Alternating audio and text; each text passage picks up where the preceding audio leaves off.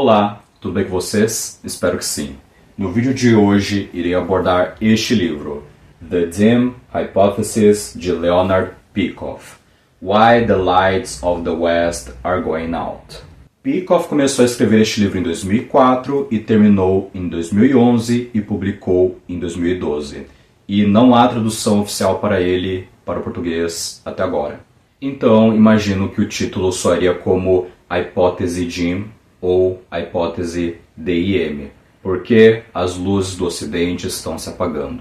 Dim aqui é simultaneamente uma metáfora e um acrônimo. Dim em inglês significa escuro, por isso que a gente tem a lâmpada aqui, representando a escuridão, uma lâmpada que está apagada.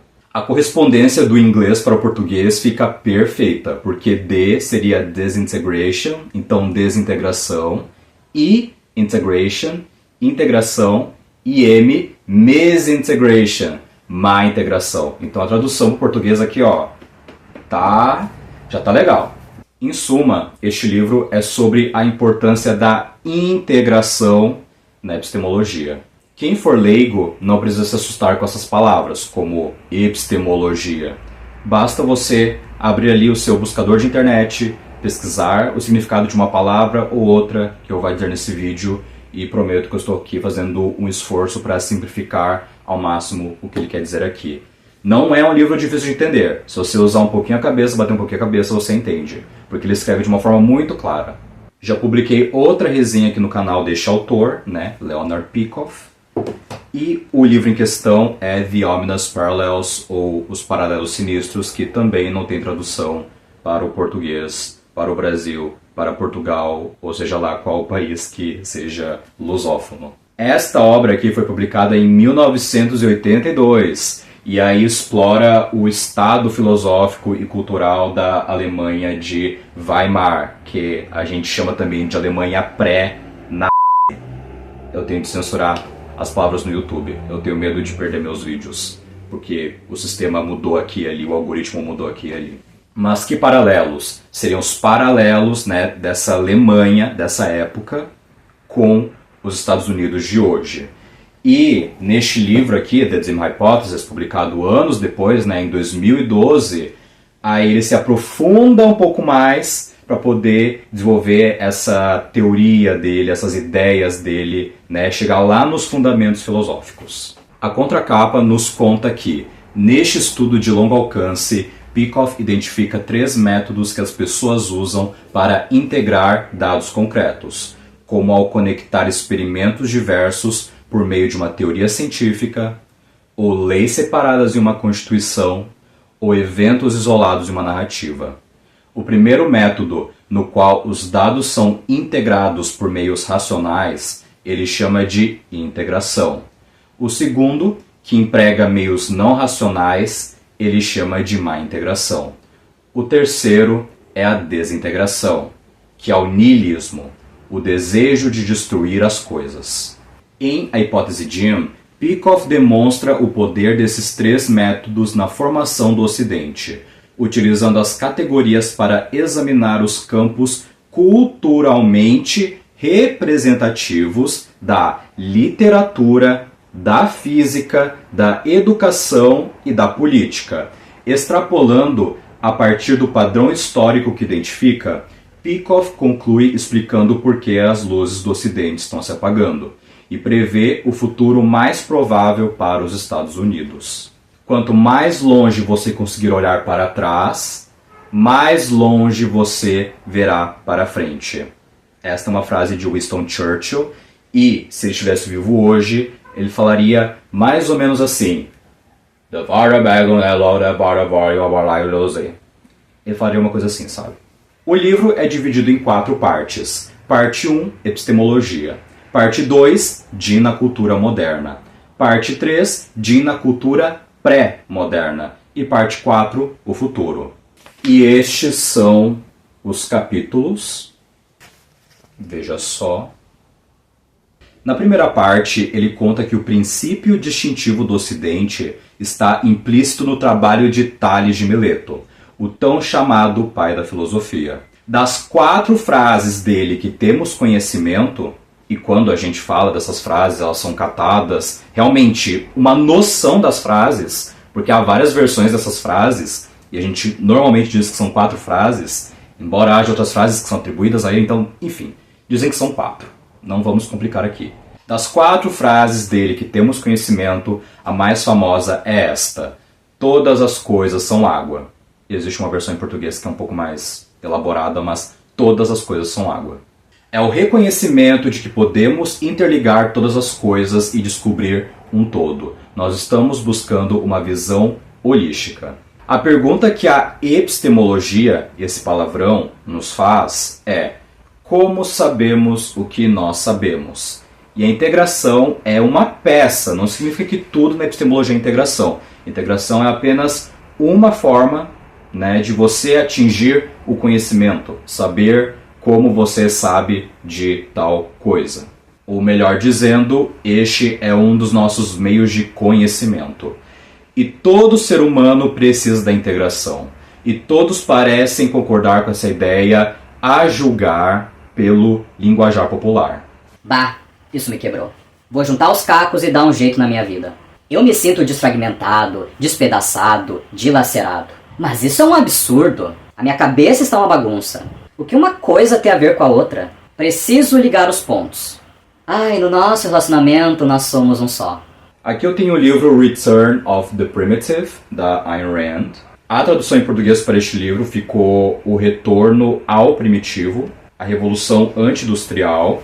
E aqui tem um texto chamado The Chicken's Homecoming, e há uma parte em que ela fala o que ela entende por filosofia. A filosofia é a ciência que estuda os aspectos fundamentais da natureza da existência. A tarefa da filosofia é fornecer ao homem uma visão abrangente da vida.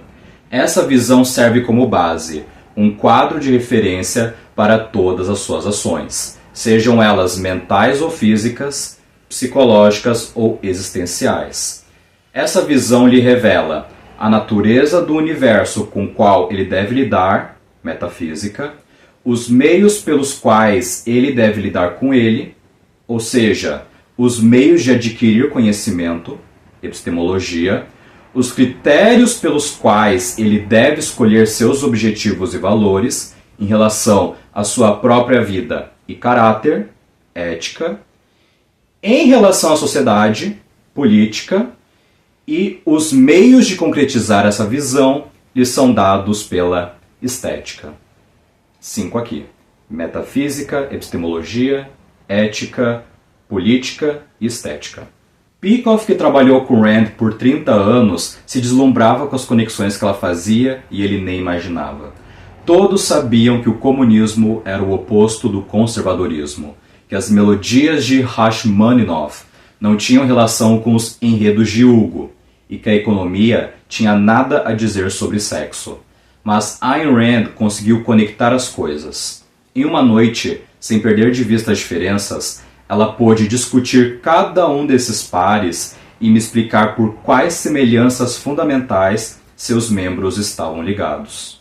Em seguida, ele oferece um resumo da teoria epistemológica objetivista, que estabelece conceitos como integrações de perceptos.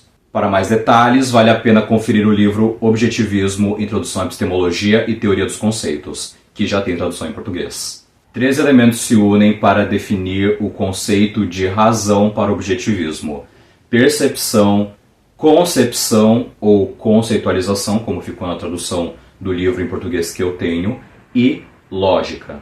A função dos conceitos é reduzir uma vasta quantidade de informações a um número mínimo de unidades. No entanto, são poucas as pessoas que tratam conceitos como integrações. Na mente delas, a palavra, tipicamente uma ampla, emotiva como amor, justiça, liberdade, é um castelo no ar, um som sem referente, uma abstração flutuante no vocabulário objetivista, um uno sem o múltiplo, que em inglês é a one without a many.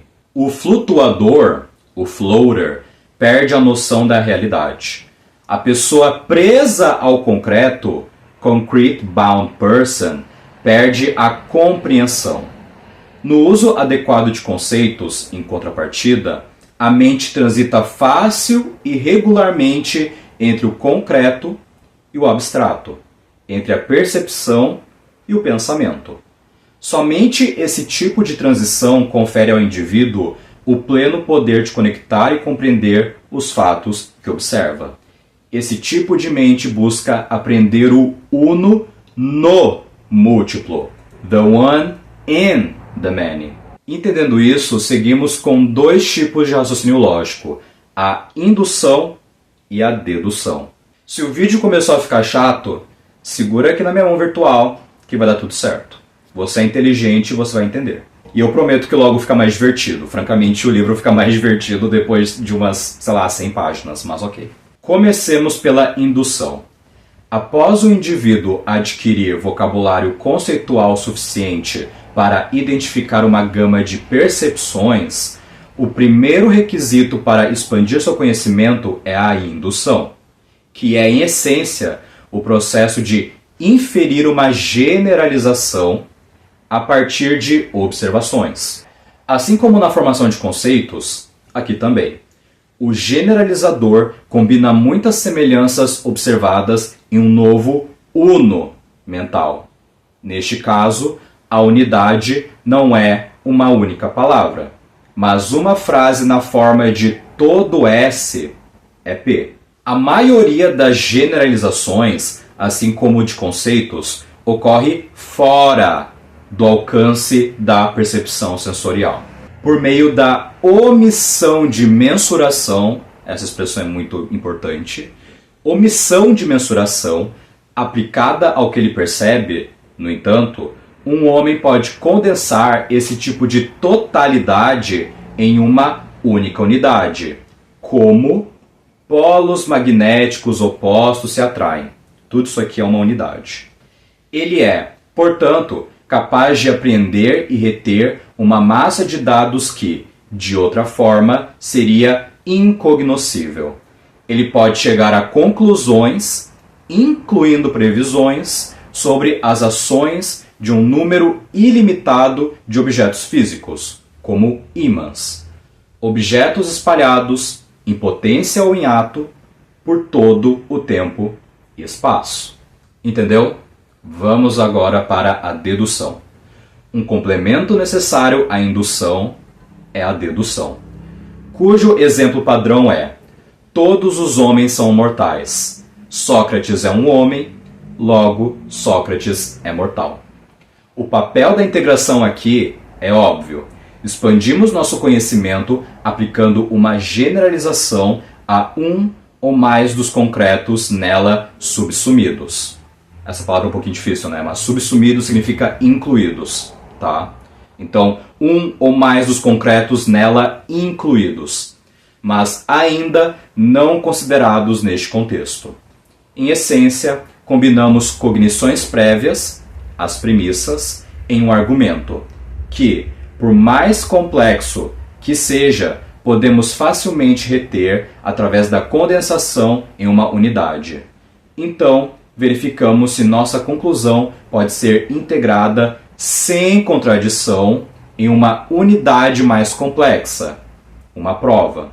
Após aprender um conjunto de generalizações, o próximo passo importante na jornada cognitiva é a integração dessas generalizações em princípios. Um princípio é uma generalização básica.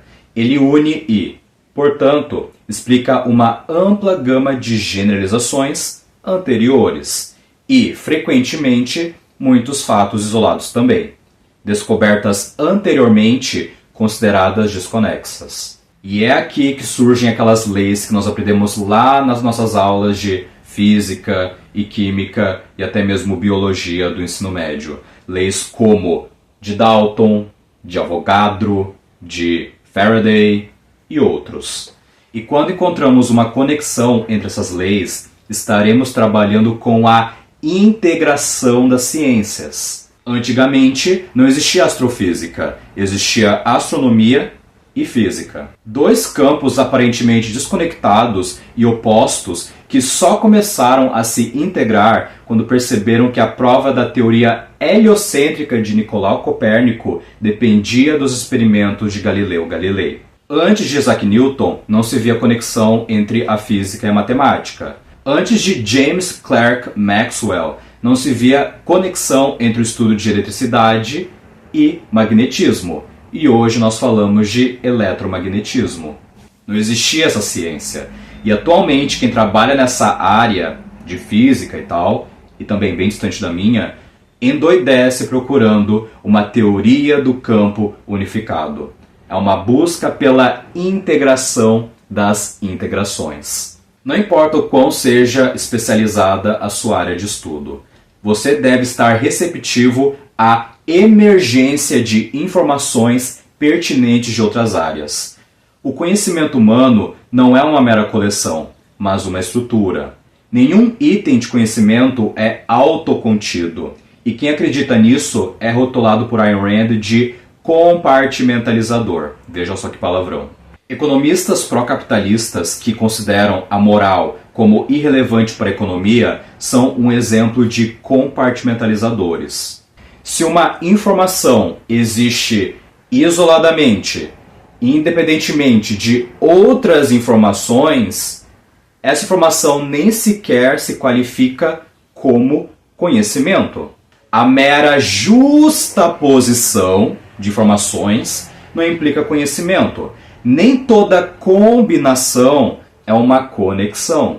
Antes de Euclides, por exemplo, existia conhecimento geométrico, mas não uma organização ordenada. Euclides criou o primeiro sistema de geometria ao organizar as ideias relevantes, suas de outros, segundo um plano lógico que demonstrava a necessidade conectando todos esses elementos. O resultado foi um sistema e um todo.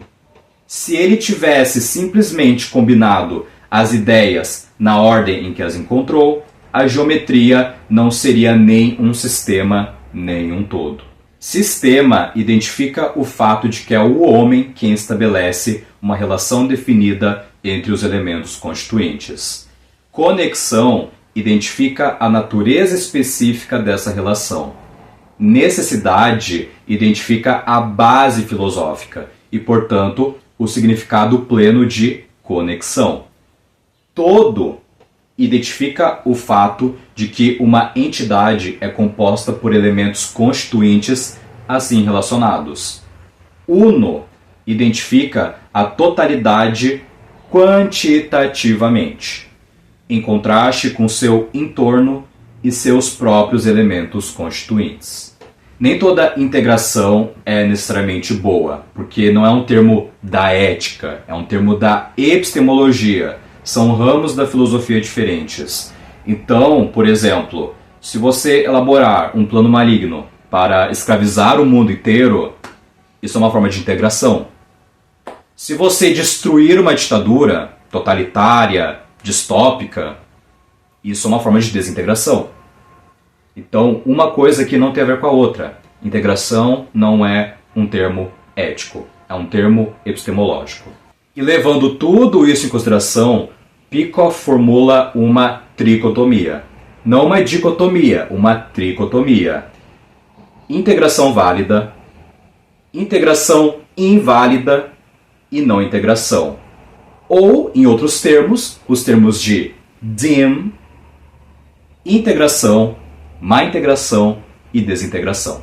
Os três grandes filósofos da filosofia ocidental para eles são Platão, Aristóteles e Kant. Peikoff transforma seus nomes e sistemas em arquétipos. O modo de integração platônico representa a má integração, a letra M. O aristotélico, a integração, a letra I. E o kantiano, a desintegração, a letra D. É imprescindível decorar o conceito de cada uma dessas letras. Santo Agostinho e Hegel, por exemplo, são simplesmente chamados de M. E além desses três modos chamados de puros, temos também os mistos. Os mesclados, os misturados, enfim. E aí nós temos 5. Tira esse dedo aqui. 5. A mistura de Platão com Aristóteles gera o supernaturalismo mundano. Worldly Supernaturalism. René Descartes e os estoicos são exemplos. A mistura de Platão com Kant gera o ceticismo sabedor ou conhecedor. Eu não soube traduzir esse termo perfeitamente porque eu não sei o que knowing aqui significa exatamente. Mas sabedor, conhecedor, eu vou traduzir como sabedor. Auguste Comte e John Stuart Mill são exemplos. Não há mistura baseada em Aristóteles e Kant porque é como misturar óleo com água. Você não pode simultaneamente afirmar a razão e negar a razão. Isso é uma contradição em termos. A filosofia de São Tomás de Aquino não se encaixa em nenhuma categoria do Dim, e muito menos é uma mistura, visto que ele tentava demonstrar a compatibilidade lógica entre razão e fé, entre natureza e supernatureza. Ambos seriam compatíveis, mas não estão conectados por necessidade. Ou como Peikoff diz, ele é secular demais e católico demais para ser Descartes. Os modos mistos recebem o número 1 subscrito, não sobrescrito, subscrito, enquanto os modos puros recebem o número 2 subscrito. As 5 categorias, no fim das contas, são essas: I, M2, M1, D2 e D1. Aristóteles, unidade através de mundo natural, apreendido por conceitos derivados de perceptos. E uno no múltiplo, one in the many. Platão, unidade através de mundo transcendente apreendido por conceitos independentes de perceptos. O mundo natural é aparência e as percepções não são confiáveis. M2, uno sem o múltiplo, one without the many. Sobrenaturalistas mundanos, unidade através de M2 acima, exceto o mundo natural é real e os conceitos, alguns ou todos, devem ser aplicáveis aos perceptos. M1, múltiplo, a partir do uno, many from the one. Kant, unidade impossível e indesejável. Conceitos e perceptos estão igualmente separados da realidade. D2, múltiplo sem o uno, many without the one. Céticos sabedores, unidade através de mundo natural apreendido em partes não relacionadas por conceitos de nível inferior. D1, unos no múltiplo, ones in the many. No decorrer da obra, Peikoff analisa e classifica vários produtos culturais representativos de cada era. Um livro como A Eneida, A Descoberta do Heliocentrismo, A Educação Progressista e O Estado de Bem-Estar Social são exemplos de produtos culturais que influenciam as vidas de uma sociedade. Teorias, tratados, estudos, manifestos e afins não são relevantes aqui, porque a maioria dos indivíduos não são intelectuais profissionais. A soma desses produtos é a cultura de uma sociedade. A hipótese Jim é formada por 2 teses relacionadas. A primeira pode ser descrita como cultural e a segunda como histórica.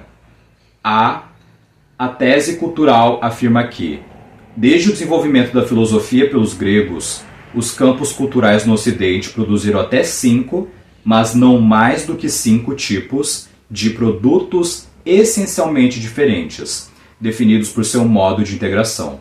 Em outras palavras, as categorias Jim esgotam as alternativas na cultura ocidental. B.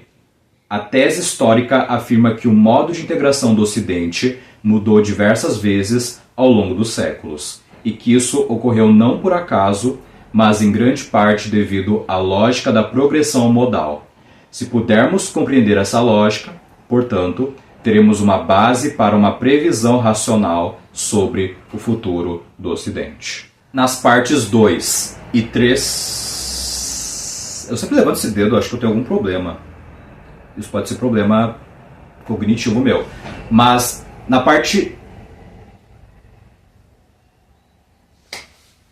nas partes 2 e 3 do livro, o Peikoff ativa o modo caçador, como ele chama, e explora 4 tipos de produtos intelectuais no desenrolar da história ocidental. E esses eu já disse: a literatura, a física, a educação e a política. E há uma razão para ele ter escolhido essas 4, né? Ele queria procurar os mais representativos, né? Vamos ver se eu lembro direitinho. A literatura ele escolheu por causa dos conceitos. Enquanto você tem obras de arte, por exemplo, pinturas ou esculturas, isso foi feito com tinta, com pedra, com pincéis, com martelos, enfim. Mas a literatura é simplesmente mais óbvia. As ideias estão ali, escritas, né? Então as outras formas de arte não são tão óbvias como música, né? Não é tão óbvio assim, de inferir toda uma filosofia. É possível, mas não é tão fácil para os leigos, e nós estamos aqui realmente preocupados com a cultura. E aí temos a física, que ele escolheu justamente porque é a ciência mais complexa e que depende, na verdade toda a ciência depende da filosofia, mas você vê ali, ó, a filosofia encostada ali com a física, né? A filosofia gerou a física e tá ali, encostado, né? Então, as premissas filosóficas que você tem, né? Ou até mesmo, como ele disse uma vez, né? A filosofia tem poder de veto sobre a física. Então, o que é tomado como certeiro na física vai influenciar a química, vai influenciar a biologia, vai influenciar a medicina. Tem um grande impacto.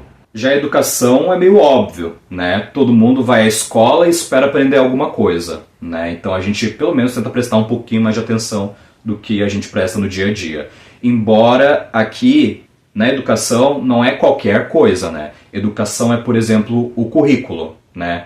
Então aqui no Brasil a gente tem a BNCC, aí as escolas formam os currículos a partir da BNCC, né? Então se for para a gente analisar a cultura do Brasil, por exemplo, a partir dessa base dele, nós vamos ter de analisar a BNCC.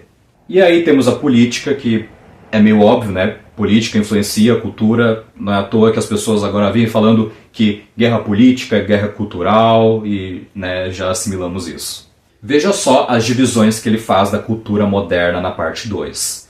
Na literatura temos o classicismo, M1, o romantismo, I, o naturalismo, D1, o modernismo, D2 e o realismo socialista, M2. Na física temos Newton, I, o positivismo, D1, Einstein, M1, a mecânica quântica, D2 e a teoria das cordas, M2. Na educação temos a educação clássica, M1, o progressismo, D2, e aqui nós estamos falando de John Dewey, né? Não é qualquer progressismo, né? Essa palavra super vaga, não, é o progressismo que foi inspirado no pragmatismo de John Dewey, ok? O pluralismo, D1, e a educação totalitária, M2. Nunca tivemos uma abordagem I, e Peikoff oferece indicações de por onde começar. Na política, temos a monarquia absoluta, M1, o capitalismo, I, o pluralismo, D1, o totalitarismo, M2, e o igualitarismo, D2. Já na parte 3, a cultura pré-moderna é dividida em 3 grandes eras: Grécia, Roma e Idade Média. Na Grécia Antiga, a literatura era I, a ciência era I, a educação era I e a política, adivinhe, também era I. Na Roma Antiga, a literatura era M1, a física era M1, a educação era M1 e a política, adivinhe, também era M1. Na Idade Média, a literatura era M2, a ciência M2, a educação M2 e a política, adivinhe, também era M2. Parabéns. Quanto à Renascença, ou Renascimento, Peikoff afirma que é um período de transição dominado pelo ceticismo. E ceticismo como tal não pertence a nenhuma categoria Jim por se tratar da ausência de um modo. Ele dedica poucas páginas a esse período e oferece as seguintes classificações. As maiores obras de literatura são inconsistentes, ou M1. A ciência não possui descrição do Jim. A educação é M1.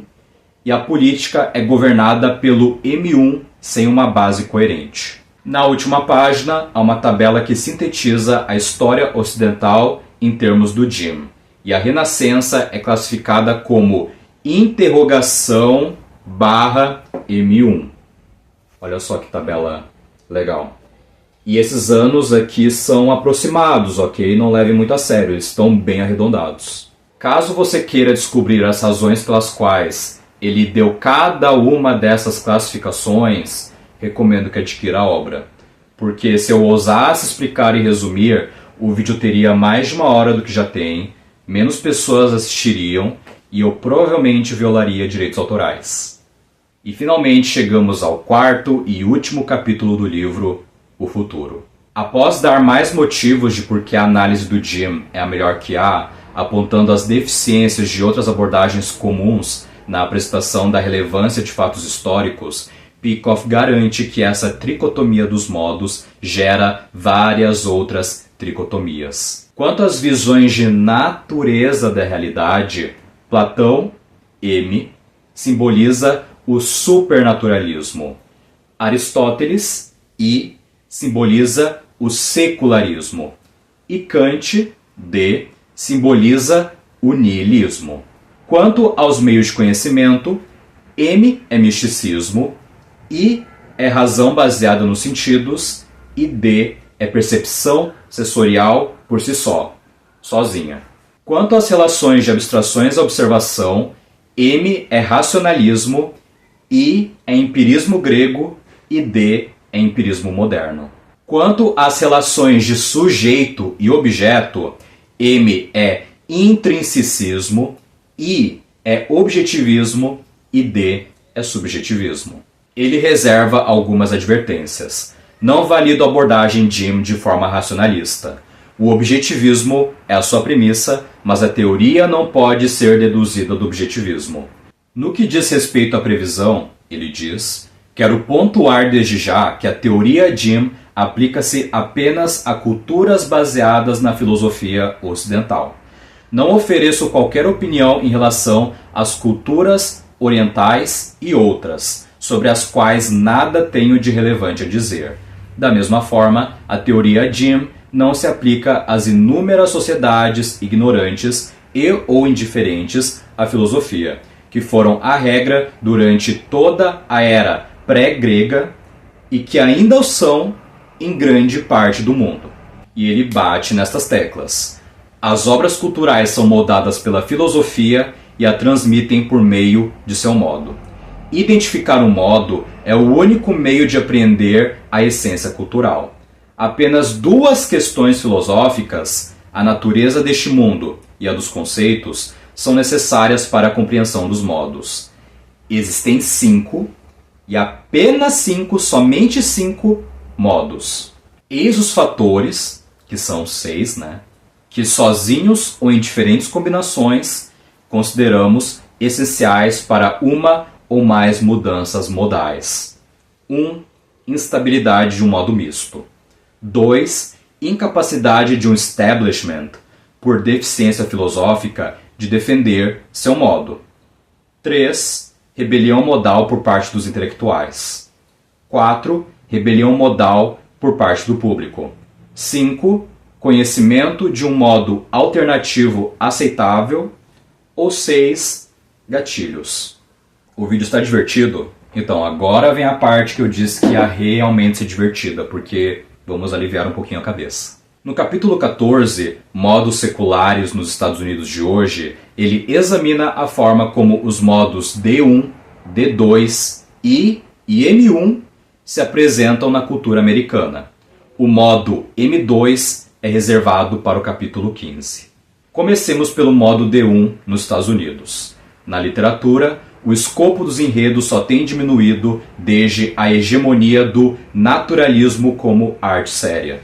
No começo, escreviam histórias sobre sociedades inteiras, pelo menos o naturalismo fazia esse favor. E agora escrevem páginas e páginas sobre os fetiches e os crimes de um louco qualquer. É a negligência e às vezes a ausência de enredo, caracterização e tema. Na física e na química, o positivismo da metade do século XIX degenerou no ponto de vista militantemente anticonceitual de Ernst Mach. Na cruzada explícita contra os átomos, por cientistas como Marcelin Berthelot, e na crença de Rudolf Carnap, de que leis universais parecem não ter sentido e, portanto, devem ser descartadas como os últimos resquícios da metafísica na ciência. Na educação, os livros estão sendo substituídos por televisões, jornais, revistas, filmes. Os professores agora estão usando vídeos curtos como shorts e TikToks na sala de aula. E graças ou desgraças ao pluralismo nas escolas, ninguém mais sabe ou concorda com qual é o papel fundamental da educação para as crianças, para os adolescentes, para os jovens que estão ali dentro da escola, trancafiados, e é aquilo que eles têm de estar expostos. Então, a gente não sabe exatamente o que a gente está fazendo, então ensinar qualquer coisa serve, então a gente faz o que dá na telha. Na política, escute o que ele diz. Começaram a acreditar que nenhuma abstração generalizada poderia nos dizer como resolver todos os nossos diversos problemas políticos. Mas o pluralismo poderia apontar o caminho, já que nos dá uma escolha não de ou isto ou aquilo, mas de graus. Podemos legislar condições que justifiquem algum protecionismo, algum controle das ferrovias, alguma exigência de concorrência, e podemos ser flexíveis ao fazê-lo. Nós nos rebaixamos a um nível tão perceptual, tão distante de qualquer princípio, que fazemos esse tipo de pergunta. Qual a tarifa que deve ser imposta este ano nos televisores LCD importados do Japão para evitar um desemprego acima de 6% nas indústrias nacionais e concorrentes, e por quanto tempo, considerando a esperada retaliação internacional e a indignação dos consumidores e das indústrias afetadas no país? Se nós nos submetemos a esse tipo de premissa, não há resposta baseada numa verdade logicamente provada. E como não há verdade logicamente provada, o que resta é o consenso dos representantes ali no Congresso e tal. Então, não há mais ideologia, apenas anti-ideologia, porque ter princípios é extremismo. Tudo isso é o modo D1. E por ser um modo misto, desintegração só pode gerar mais desintegração. Falando desse jeito, você pensa: quem seria burro o suficiente de acreditar nisso, Samuel? E eu respondo: justamente aqueles que se acham os sabichões quando fogem do senso comum, brigam por semântica, duvidam pelo gosto de duvidar. Peikoff acredita que esse tipo de mentalidade não vem de casa, mas das universidades, especialmente nos cursos de humanidades, ciências sociais e educação. O número de pessoas que adotam esse modo de pensamento com alguma consistência deve ser mais ou menos a quantidade de matrículas nesses cursos. Caso esse modo misto, o D1, não seja confrontado por um outro modo puro, pela sua natureza de modo misto, ele deve virar um D2. Nos Estados Unidos, os primeiros D2 na política foram os filhos dos pais progressistas da década de 1930. Esses foram os filhos que, na década de 60, se tornaram a nova esquerda, que conquistou o poder nacional 2 gerações depois. A melhor prova desse poder até hoje foram as políticas de Obama, o primeiro presidente da nova esquerda. Os conservadores estão enganados ao chamar Obama de socialista. Em termos de Jim, o socialismo é M2, enquanto a equipe de Obama afirma indignada, e para mim de forma convincente, que não tem ideologia.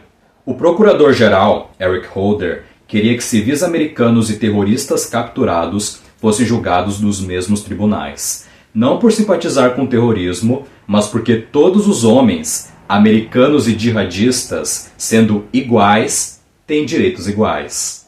No geral, talvez a presidência de Obama deva ser classificada, no mínimo, como um D1 tardio, que ingeriu uma grande dose do D2.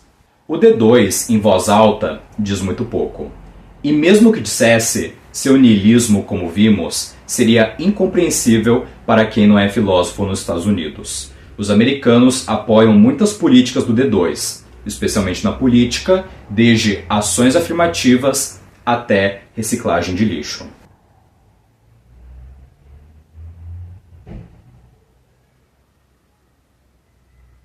Tá meio feio esse coração. Ó que legal. Continuando. E quanto ao modo I?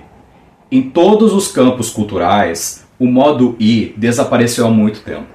Pelo menos como uma abordagem cognitiva conscientemente identificada e definida. Porém, como vimos em relação à Grécia, um modo anterior e antagônico pode persistir em uma sociedade posterior. Não na forma de ideias explícitas que modam seus produtos culturais, mas como um senso de vida. Esse é um termo de Ayn Rand, né? Sense of life.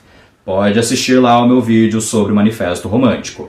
Como um senso de vida observável em segundo plano e potencialmente influente, capaz, sob certas circunstâncias especiais, de derrubar o modo vigente. Pelo lado positivo, pró-I, a principal evidência é a longa divisão entre os intelectuais e o público americano orientado pelo senso comum. Essa divisão é única. Não tem paralelo na Europa, como demonstra a rejeição por parte do público americano de tantas tendências populares europeias, como a arte não objetiva, o homem interpretado pelo sexo e a sociedade interpretada pela luta de classes. Jean-Paul Sartre, esse francês aí, lamentou certa vez que os americanos não acreditavam no mal, isto é, na impotência e depravação humana. Uma acusação que diz respeito diretamente ao papel do iluminismo na formação do subconsciente do país. Há cerca de 40 anos, Ayn Rand citou Eve Curie, filha da Marie, uma liberal. Essa palavra do inglês é um pouquinho complicada de traduzir, mas normalmente traduzem como esquerdista, né? Então, uma liberal sobre seu espanto com o público americano. Eles são tão felizes, ela se repetia, tão felizes. As pessoas não são assim na Europa. O modo I é pouco representativo. É impossível saber o seu futuro. Agora, o modo M1. Apesar de sua base platônica, o M1 pode ser considerado uma forma de secularismo, visto que considera este mundo como totalmente real. O mesmo se aplica aos Estados Unidos do século XIX. A maioria dos americanos da época considerava tanto o cristianismo quanto a ciência de importância crucial, mas havia pouco esforço para integrá-los os dois. Em nossa época, os descendentes desse ecletismo parecem estar concentrados nas igrejas oficiais, isto é, nos protestantes tradicionais e nos católicos, em contraste com seus antepassados do século XIX. No entanto, esses grupos são comumente descritos como moderados, sóbrios, liberais e ou receptivos à corrente principal, que seria o mainstream. Poucos acreditam em um inferno literal, ou falam muito sobre a segunda vinda de Jesus Cristo. Viva e deixe viver. Cada um interpreta a escritura sagrada da forma que julga melhor. Nós acreditamos num cristianismo light. Agora preste atenção. Uma vez que o I está fora de cogitação para a maioria das pessoas, e o M1 se trata de um modo misto, sobram as seguintes alternativas. Quem preza mais pela ciência se aproxima do modo D, normalmente de D1 para D2. Quem preza mais pela religião se aproxima do modo M2, que é o último a ser destrinçado por Peikoff no seu livro, no capítulo 15, chamado A Rebelião Antissecular.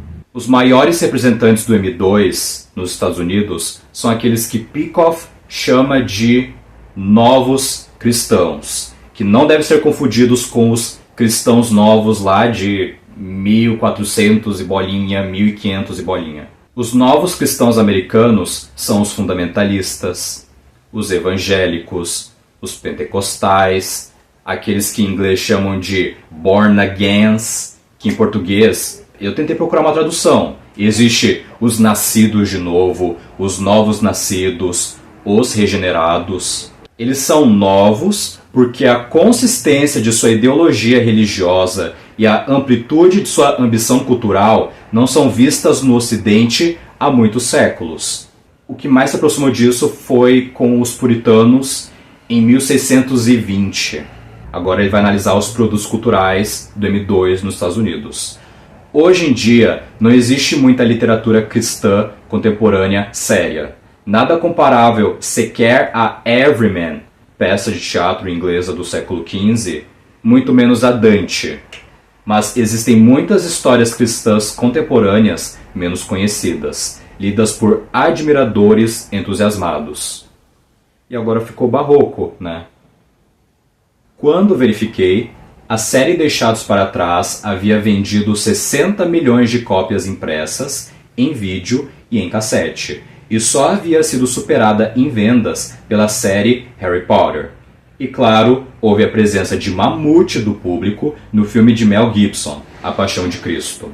Seguindo a linha de pensamento de Kant e Marx, sem dúvida inconscientemente, o movimento sustenta que é impossível que fatos reais contradigam o a priori, a Bíblia. Porque Deus, nesse sentido, o equivalente às categorias de Kant e à dialética de Marx, é, de fato, o criador dos fatos. Portanto, as supostas evidências científicas contra o cristianismo devem ser fantasia, erro ou mentira. A evolução dentro da física moderna tem sido extremamente útil para esses cristãos na tarefa de minar a realidade empírica. Por exemplo, seguidores tardios do M1 de Einstein, tais como Steven Weinberg e Stephen Hawking, que atribuíam menos importância à matéria do que ele, concluíram: a realidade que observamos em nossos laboratórios é apenas um reflexo imperfeito de uma realidade mais profunda e bela, a realidade das equações que exibem todas as simetrias da teoria. Quando o platonismo puro se torna uma força na mente dos cientistas, a ciência deixa de ser inimiga da religião, tornando-se uma forma e, portanto, uma aliada dela. Quanto à exigência dos pais fundadores de uma separação entre Igreja e Estado, os dominionistas respondem que essa interpretação da Constituição é uma mentira inventada por humanistas seculares. Os Estados Unidos, dizem eles, foram fundados como um país cristão. Se os homens têm liberdade de expressão irrestrita e liberdade de imprensa, então não há liberdade para a verdade. Tradicionalmente, os cristãos conservadores rejeitavam um governo grande.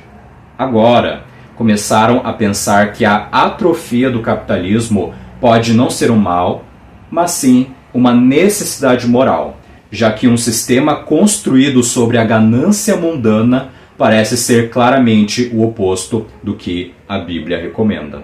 Outros exemplos de grupos M2 nos Estados Unidos, embora menores, incluem judeus ortodoxos e aqueles muçulmanos que acreditam no fundamentalismo islâmico.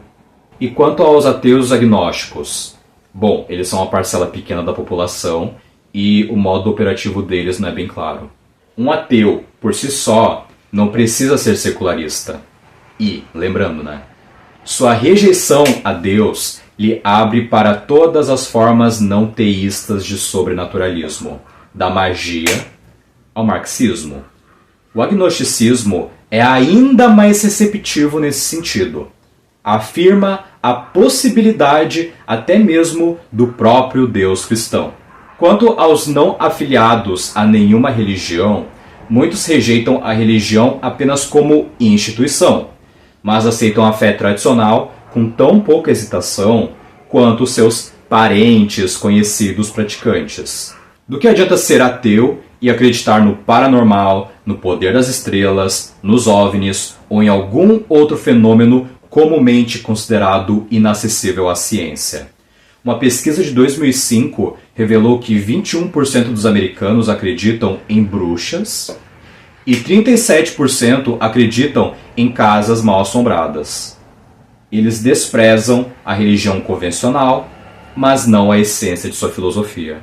E você sabe qual é o movimento intelectual, político, social que mais pode potencializar hoje o grupo M2? Por incrível que pareça, o ambientalismo, que puxa mais para o D2. O M2 quer destruir duas revoluções, a americana e a industrial. A americana estão destruindo há décadas. O desmantelamento do sistema político dos pais fundadores tornou-se a norma e o esperado. A trajetória do país, desde a Lei Sherman até o Obamacare, tem sido marcada por constantes afastamentos do capitalismo. Neste momento da história, o maior obstáculo ao domínio do M2 já não é o espírito dos pais fundadores, mas sim o estilo de vida gerado pela Revolução Industrial. Para matar o amor do homem pelos bens materiais, é necessária uma força poderosa. Não basta mais simplesmente exigir uma vida de pobreza. Em vez disso, a liderança encontrou uma arma muito mais poderosa em seu arsenal, uma nova prova de antimaterialismo, considerada irrefutável devido à sua origem. A nova prova, dizem-nos, não deriva da Bíblia, mas de sua antiga inimiga, ou nêmesis como estava no original, né? A ciência, que demonstra irrefutavelmente os males causados pela produção e consumo de bens pelo homem e, portanto, a necessidade de restringir drasticamente essas atividades e os desejos que as sustentam. A tendência religiosa que isso gerou é o cristianismo verde. Quando eu cheguei nessa parte do livro, pensei, o futuro dos Estados Unidos vai ser uma Marina Silva da vida? Pode ser que sim, pode ser que não. Pode ser algo pior. Tudo é possível. Não faz muito tempo, sob a chamada ética protestante, os danificadores da terra e cortadores de árvores eram elogiados e seus líderes religiosos lhes diziam que essas atividades lhes renderiam recompensa celestial. Isso não ocorre mais. Os medievais sustentavam que a iniciativa humana e a inovação material são, em essência, uma rebelião contra o plano de Deus, que levará os culpados ao desastre, na forma do calor insuportável do inferno. O que podemos extrapolar disso? Se a direita se torna cada vez mais religiosa e fundamentalista, e a esquerda se esquiva das suas pautas tradicionais para abraçar o ambientalismo, a dicotomia entre esquerda e direita começa a desaparecer, fica gradativamente embaçada. Ambos querem mais governo, para nos salvar do apocalipse. Se os Estados Unidos continuarem neste caminho, sem oposição efetiva, dentro de algumas gerações, o país pode virar um Estado totalitário religioso. Boa, boa, boa. Há esperança? Leia o livro e descubra a resposta. Quem ainda não leu o livro, ou nem pretende ler, sugiro que faça a seguinte reflexão. Tudo o que eu falei até agora tem a ver com os Estados Unidos. Mas o Brasil segue várias tendências americanas. E o resto do mundo também, né? O que há de semelhante e diferente?